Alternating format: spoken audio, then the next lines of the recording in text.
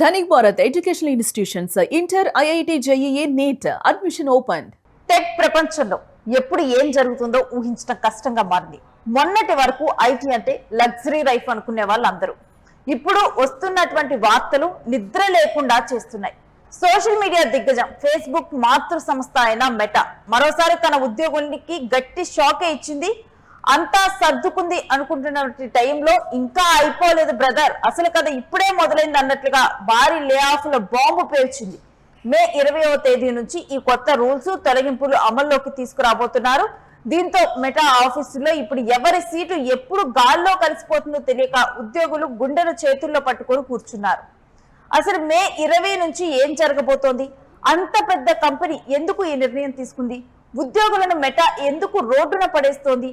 ఈసారి లే offs list లో ఎక్కువగా ఉన్నది ఎవరు? Meta boss mark Zuckerberg mind లో నడుస్తున్నటువంటి అసలు స్కెచ్ ఏంటి? ఇటువంటి అంశాలను పరిశీలిద్దాం. మెటా హెచ్ఆర్ చీఫ్ జానెల్లే గేల్ తన సిబ్బందికి పంపినటువంటి ఒక ఇంటర్నల్ మెమో ఇప్పుడు సోషల్ మీడియాలో హాట్ టాపిక్ గా మారింది. కంపెనీని పూర్తిగా మార్చేయబోతున్నామంటూ ఇందులో భాగంగా 10% మంది ఉద్యోగులపై వేటు వేయక తప్పటం లేదంటూ స్పష్టం చేశారు. మార్చి నాటికి ప్రపంచవ్యాప్తంగా మెటాలో దాదాపు 78,000 మంది పనిచేస్తుండగా తాజా నిర్ణయంతో సుమారు 8,000 మంది ఉద్యోగాలు ఊడిపోనున్నాయి. ముఖ్యంగా ఈసారి మేనేజర్ లెవెల్లో ఉన్న వారికి పెద్ద దెబ్బ పడబోతోంది. మేనేజర్ల పోస్టులను పూర్తిగా పక్కన పెట్టి కంపెనీ స్ట్రక్చర్ ను మార్చేయాలని మెటా డిసైడ్ అయిపోయింది. ఇక ఈ కథలో అసలు ట్విస్ట్ ఏంటంటే, ఒకవైపు 8,000 మందిని బయటకు పంపుతూనే మరొక వైపు 7,000 మంది ఉద్యోగులను కొత్తగా ఆర్టిఫిషియల్ ఇంటెలిజెన్స్ ప్రాజెక్టులోకి మారుస్తున్నారు. అంటే సాంప్రదాయ ఉద్యోగాల కంటే ఏఐ తెలిసిన వాళ్లే మాకు కావాలి అని మెటా తేల్చి చెబుతోంది. అంతేకాదు, రాబోయే రోజుల్లో ఏఐకి తగ్గట్టుగా ఉండే మరో 6,000 కొత్త ఉద్యోగాలను కూడా తీసుకురాబోతున్నారు.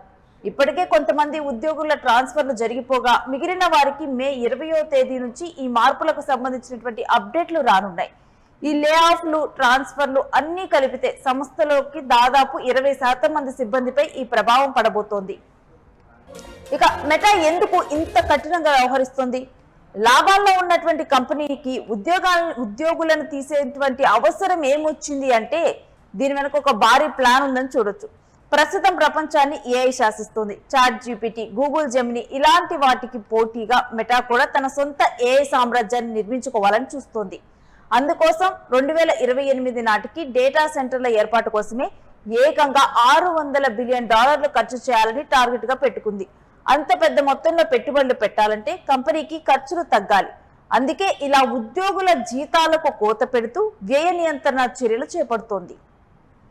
ఇక గతంలో చూసుకుంటే 2022, 2023 సంవత్సరాల్లో కూడా మెటా దాదాపు 21,000 మంది ఉద్యోగాల నుంచి తీసివేయటం జరిగింది. మళ్ళీ ఇప్పుడు పెద్ద స్థాయిలో ఊచుకోతలకు తెరలేపింది. ఇక్కడతోనే ఆగకుండా ఈ ఏడాది చివరిలో మరికొంతమందిని కూడా తీసేసే ప్లాన్ లో ఉన్నట్టు తెలుస్తోంది. సాంకేతికత మారినప్పుడు మారిన టెక్నాలజీ నేర్చుకోకపోతే ఎంతటి పెద్ద ఉద్యోగమైన ఊడిపోతుందని మెటా లే ఆఫ్స్ మరోసారి నిరూపించాయి.